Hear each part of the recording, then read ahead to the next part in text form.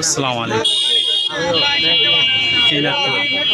বেতিল নুরানি মাদ্রাসা থেকে ওলামায়ে কেরাম, এক ঝাঁক ওলামায়ে কেরাম এবং কিছু সাধারণ লোকও আছে সাথে, তারা ওমরায় যাচ্ছে। এজন্য আমরা সবাই দোয়া করব তাদের জন্য, আল্লাহ তাআলা যেন তারা মক্কা মদিনা সফর করতে পারে এবং সহি সালামতে আবার ফিরে আসতে পারে, এর জন্য দোয়া করব। আমার এক হারুন মামা আছে, এই জন্য আমি এগিয়ে আসছি, বেতিল নুরানি মাদ্রাসা থেকে যাচ্ছে, আমার দোয়া করব।